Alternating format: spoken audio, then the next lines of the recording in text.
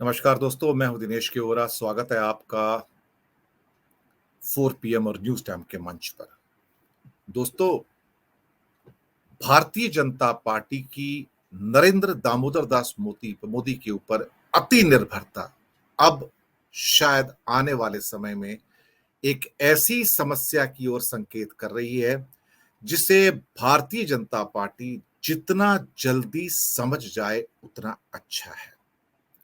हो सकता है 2024 या 2025 तक ये समस्या ना हो, लेकिन उसके बाद ये समस्या एक बड़ा और विकराल रूप धारण करने जा रही है। मैं सच कह रहा हूं आपसे। मोदी इस समय भारतीय जनता पार्टी से बड़े हो चुके हैं।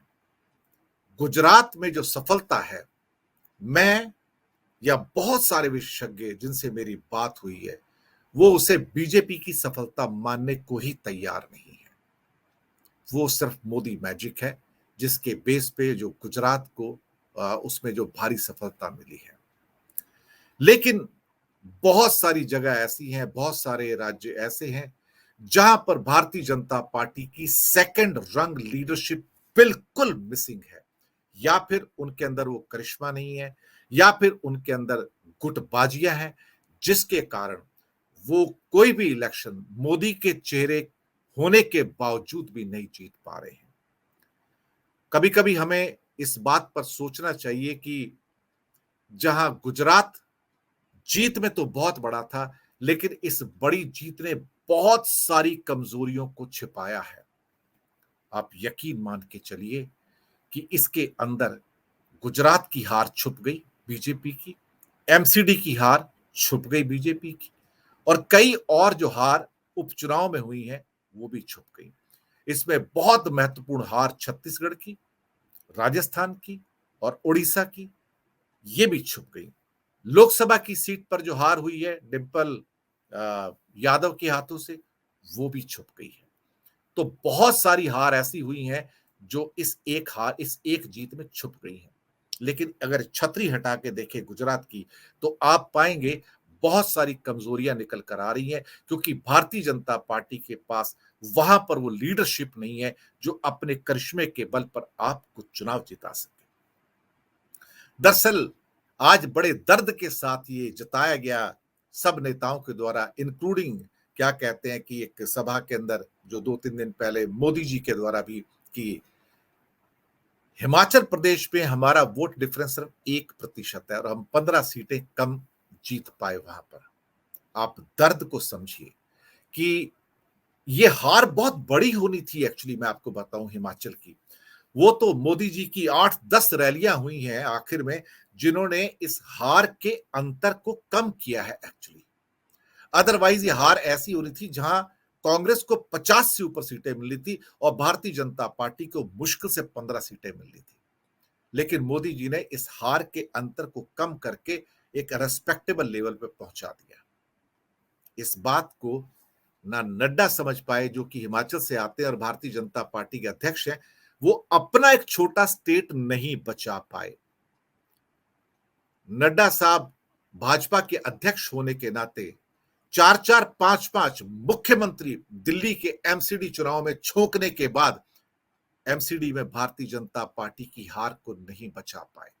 ये सोचने वाली बात है कि वहां भी मोदी जी के नाम से वोट मांगे गए। एमसीडी के चुनाव में 370 और कश्मीर के नाम पे वोट मांगे गए, राम जन्मभूमि या राम मंदिर के नाम पे वोट मांगे गए।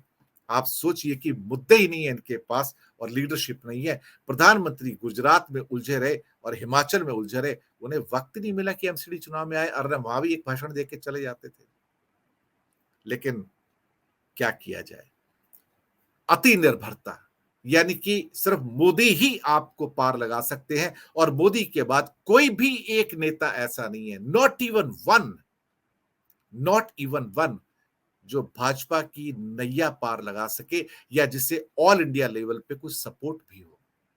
जो नियरेस्ट आदमी मोदी जी के आता है इस समय, वो योगी आदित्यनाथ है। कुछ लोग कहेंगे अमित शाह, नहीं, अमित शाह वोट कैचर नहीं है, वो वोट ऑर्गेनाइजर है।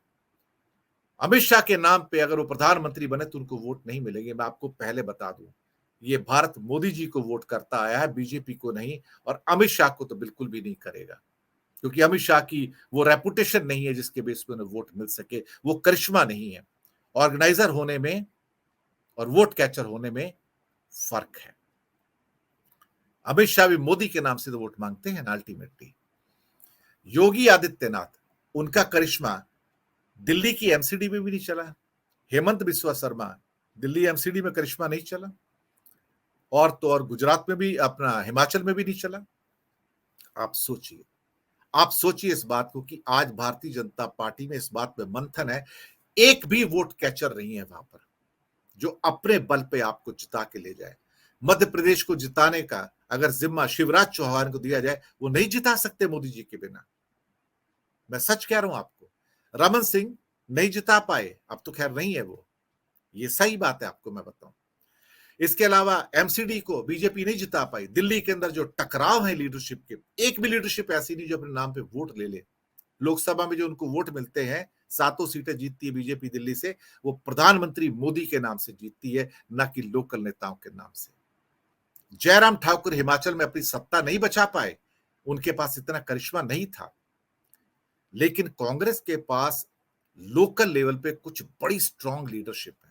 अशोक गहलोत बहुत स्ट्रांग है राजस्थान में, सचिन पायलट भी स्ट्रांग है, मैं आपको पहले बता दूं। मध्य प्रदेश में दिग्विजय सिंह और कमलनाथ अभी भी स्ट्रांग है, लिख के रख लीजिएगा, ये चुनाव अभी भी जिता सकते हैं। इसके अलावा डीके शिव कुमार और सिद्धारमैया कर्नाटक में अभी स्ट्रांग है, ये चुनाव होने बाकी है। और भूपेश बघेल छत्तीसगढ़ में एक्स्ट्रा ऑर्डिनरी स्ट्रांग है, उनको भी हराना आसान नहीं है। तो बीजेपी के पास कोई लीडरशिप नहीं है, ना छत्तीसगढ़ में है, और मध्य प्रदेश में जो लीडरशिप शिवराज चौहान की है वो इस लायक नहीं है कि वो कांग्रेस का सामना कर सके। अब चुनाव होने जा रहे हैं, आप देख लीजिएगा इस बात को। और मुझे कोई हैरानी नहीं होगी कि चुनाव आने से पहले शिवराज चौहान पूरे मंत्रिमंडल के साथ हटा दिए जाएंगे मोदी जी के द्वारा, क्योंकि इनकी जो परफॉर्मेंस है वहां पर वो इस लायक नहीं है कि जो उनको दोबारा से चुनाव के अंदर विजय प्राप्त करवाए। पिछली बार भी विजय प्राप्त नहीं की थी, सिर्फ जोड़ तोड़ से शिवराज चौहान चीफ मिनिस्टर बने, इस बात को मत भूलिएगा। कर्नाटका में भी जोड़ तोड़ से, अब कर्नाटका में येडियुरप्पा भी नहीं है तो सामने कोई नहीं है। जो बम्बई है वो इन दोनों का सामना नहीं कर सकते। कांग्रेस के पास बहुत स्ट्रांग लीडरशिप है कुछ रीजनल लेवल पे।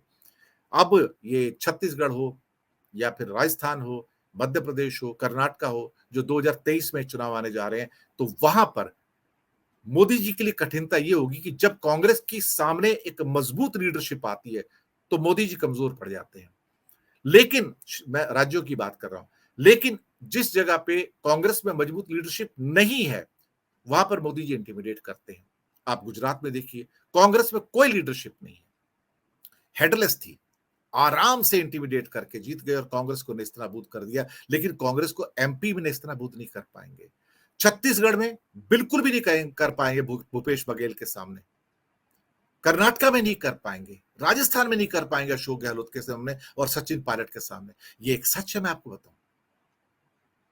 तो कहीं ना कहीं मुझे ऐसा लगता है कि आने वाले दिनों में कांग्रेस अगर अपनी रीजनल स्ट्रांग लीडरशिप को सपोर्ट करती रही और उसको बैकिंग देती रही, तो बिल्कुल पक्की बात है कि कांग्रेस एक अच्छा फॉर्मिडेबल कॉम्बिनेशन इन राज्यों में तो उभर आएगी। वो इन राज्यों में बहुत स्ट्रांग है, कर्नाटका में कांग्रेस स्ट्रांग है, छत्तीसगढ़ में बहुत स्ट्रांग है, राजस्थान में स्ट्रांग है, एमपी में स्ट्रांग है, ये इनके स्ट्रांग राज्य हैं और इसको हाथ से नहीं गंवाना चाहिए।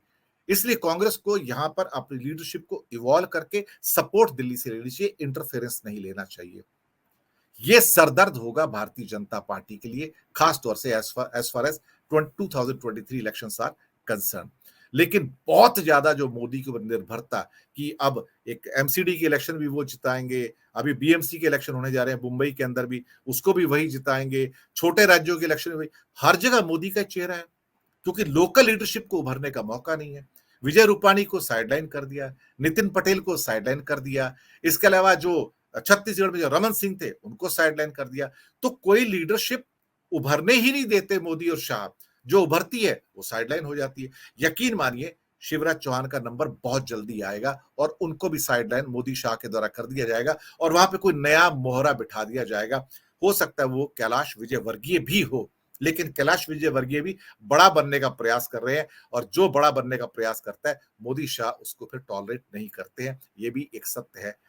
खैर, लेकिन मुझे लगता है कि भारतीय जनता पार्टी के लिए ये एक बड़ी समस्या का संकेत है, क्योंकि मोदी जी आखिरकार कब तक भारतीय जनता पार्टी का बोझ ढो पाएंगे। केंद्र में देखा जाए तो एक भी लीडर ऐसा नहीं है, एक भी लीडर जो भारतीय जनता पार्टी का बोझ अपने कंधों पर ढो पाए। नितिन गडकरी भी अब उतने सशक्त नहीं है ऑल इंडिया में कि वो कुछ सीटें भी तुमको जिता पाए अपनी सीट को छोड़कर। राजनाथ सिंह मुश्किल से अपनी सीट जीतते हैं। रविशंकर प्रसाद तो अपनी सीट भी नहीं जीत सकते और बीजेपी का सपोर्ट ना हो उनको तो। एक भी लीडर ऐसा नहीं है बीजेपी में, एक योगी को छोड़ के, जो अपने बल पे थोड़ी बहुत सीटें जुटा पाए। लेकिन ऑल इंडिया करिश्मा जो मोदी का है, किसी के पास नहीं है।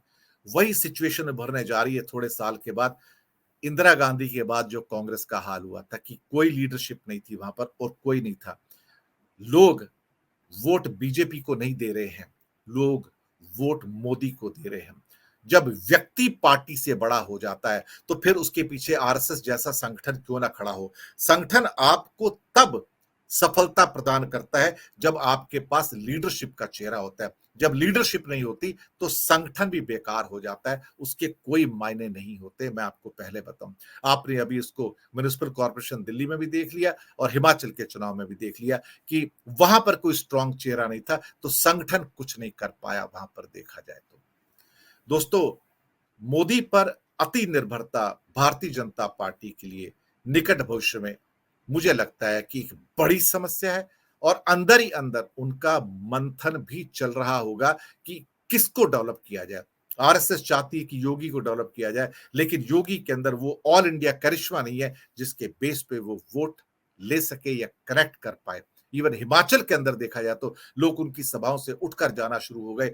वो तो हिमाचल तो खुद एक देवभूमि है और वहां पर जब राम मंदिर की बात कर रहे थे, लोग कनेक्ट ही नहीं कर पा रहे थे उनके पास। जब वहां पर वो हिंदू मुस्लिम की बात कर रहे थे, वक्फ बोर्ड की बात हो रही थी, वो कनेक्ट ही नहीं कर पा रहे थे, क्योंकि वहां तो 96-97% तो हिंदू ही है। वहां तो मुसलमानों की आबादी भी 1.5% है पूरे हिमाचल के अंदर। 4% माइनॉरिटी है सिर्फ, 96% हिंदू है। तो वहां पे सिविल कोड भी कट नहीं करता है, वक्फ बोर्ड कट नहीं करता है, हिंदू मुस्लिम कट नहीं करता, मंदिर मस्जिद कट नहीं करता। ये समस्या है। और जब मोदी जी ने कहा कि घर घर मेरा प्रणाम पहुंचा दो, हिमाचल तो मेरा दूसरा घर है गुजरात के बाहर, लोगों ने प्रणाम स्वीकार नहीं किया। तो ये एक बहुत बड़ी समस्या है यहाँ पर। ये समस्या जल्दी आपके सामने होगी, 1-2-3 सालों के अंदर अंदर ही, इससे ज्यादा नहीं। लेकिन इन 2-3 सालों के अंदर भी मोदी जी आपको हर चुनाव नहीं जितवा पाएंगे, क्योंकि अगर राज्यों के अंदर कोई ढंग की लीडरशिप या चेहरा नहीं है तो मोदी जी अकेले चुनाव नहीं जितवा पाएंगे। क्योंकि मोदी जी गुजरात के बेटे हो सकते हैं, उन्होंने तो अपने आप को हिमाचल का भी बेटा कहा था, लेकिन हिमाचल ने एक्सेप्ट नहीं किया, और बाकी राज्यों को तो बेटा भी नहीं कह पाएंगे, तो वो भी एक्सेप्ट नहीं कर पाएंगे उसको। दोस्तों, फीडबैक दीजिएगा और 4 PM और न्यूज टाइम को सब्सक्राइब जरूर कीजिएगा। प्रोग्राम कैसे लग रहे हैं जरूर हमें बताइएगा। धन्यवाद आप सबका।